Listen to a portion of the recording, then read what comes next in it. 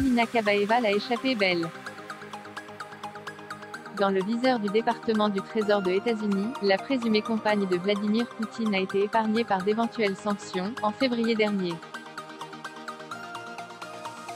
En effet, comme le rapporte le Daily Mail, les États-Unis ont délibérément évité de sanctionner la prétendue maîtresse de Vladimir Poutine, craignant que cela n'attise davantage les tensions avec la Russie, selon un rapport dévoilé par le Wall Street Journal, ce lundi 25 avril.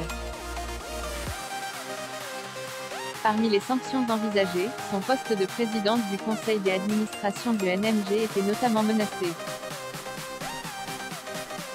Dans ce rapport, on peut lire que les responsables à Washington pensaient que sanctionner Kabaeva serait une attaque tellement personnelle contre Poutine que les tensions entre la Russie et l'Occident pourraient encore s'aggraver, alors que l'invasion de l'Ukraine n'était encore qu'une rumeur.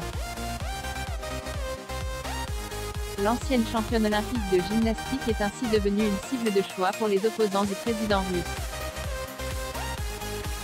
En effet, la petite amie gymnaste de Vladimir Poutine aurait joué un rôle dans la dissimulation de son argent.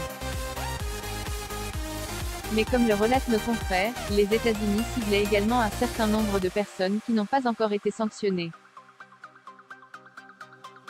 Alina Kabaeva aperçue à une répétition de gymnastique alors qu'elle avait disparu des radars depuis le début du conflit. Alina Kabaeva est réapparue le 23 avril dernier, à l'occasion d'une répétition de gymnastique rythmique junior à la VTB Arena, à Moscou.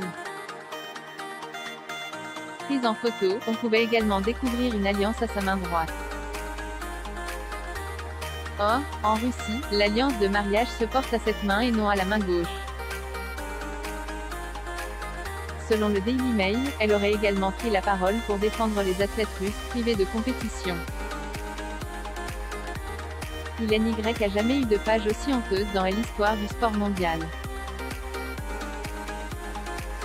Ils ne se sont pas inquiétés et n'ont retiré de la compétition aucun pays qui a participé à la destruction de centaines de milliers de civils en Yougoslavie, en Irak, en Libye et en Syrie, aurait-elle déclaré.